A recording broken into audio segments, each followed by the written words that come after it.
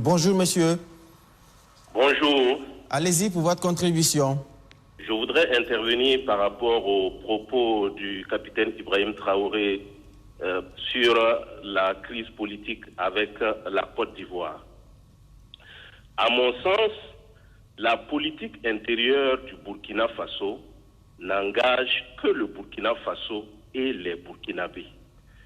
Un pays voisin ne peut pas vouloir s'ingérer dans notre politique intérieure au point que nos relations se dégradent. À ce que je sache, le capitaine Ibrahim Traoré n'a pas demandé à la Côte d'Ivoire de changer ses relations avec la France. La question que je voudrais poser à ceux qui estiment que le président Ibrahim Traoré n'aurait pas dû parler des relations avec la Côte d'Ivoire de cette manière est la suivante.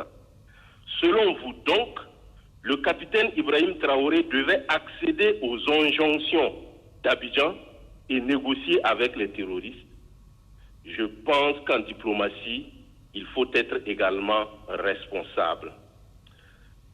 Un des co-débatteur a dit que la Côte d'Ivoire a donné du matériel militaire pour lutter contre le terrorisme et a voulu que cette information reste secrète. Justement, posons-nous la question de savoir pourquoi la Côte d'Ivoire ne veut pas que l'on sache qu'elle donne des armes pour lutter contre les terroristes. Peut-être qu'il y a des accords secrets entre la Côte d'Ivoire et les terroristes. On ne sait pas.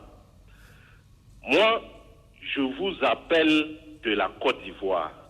Mais laissez-moi vous dire que je n'ai aucune peur. Nous ne pouvons pas accepter que notre président courbe les chines devant son aîné Alassane Ouattara au détriment de l'intérêt supérieur du Burkina Faso. Nous ne voulons plus de l'hypocrisie, le président l'a dit. On ne peut pas vouloir avoir des bonnes relations avec nos voisins à tout prix, à tous les prix, au détriment de l'intérêt du Burkina. À un moment donné, il faut se dire la vérité. La vie des Burkinabés nous coûte cher. Notre territoire nous coûte cher. Nous n'allons pas céder et le président l'a dit. Il préfère mourir au combat que négocier les conditions de son esclavage. Allô, vous me recevez? On vous reçoit, allez-y. Voilà, rapidement. si vous me permettrez, je voudrais poser une question à Issouf Ouedraogo. Il dit que la presse burkinabé est bâillonnée. J'aimerais savoir, sur le plateau, le pouvoir l'a-t-il menacé? Le pouvoir l'empêche de dire ce qu'il pense? C'est vraiment une question que je voudrais qu'il me réponde. Merci. Merci. Réaction 10 secondes rapidement. En fait, 10 secondes vraiment. Je suis parfaitement d'accord avec notre intervenant.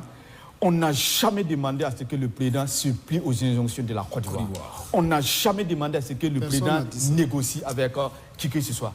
On a demandé au président d'être responsable vis-à-vis, en tout cas de sa politique, de face à Alassane, lui regarder les yeux dans les yeux pour lui dire ce qu'il pense, en toute responsabilité, en non-burkinabé. Mais ça, il ne dit pas à la face du monde. Ça, c'est entre eux qui doivent se dire la vérité.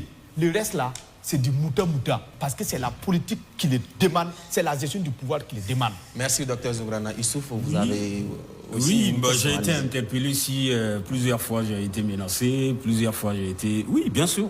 Si je parle, c'est que plusieurs fois. Ça a été sur ce même plateau. Je me rappelle très bien, c'était lors d'un débat. Mais après le débat, il n'y a pas ce que je n'ai pas reçu comme menace. Voilà, c'est une réalité. On ne parle pas parce qu'on a le plaisir de parler. Peut-être depuis la Côte d'Ivoire, il ne sait pas ce qui se passe ici. Il y a des gens actuellement que vous-même vous invitez sur votre plateau, ils ne vont pas venir.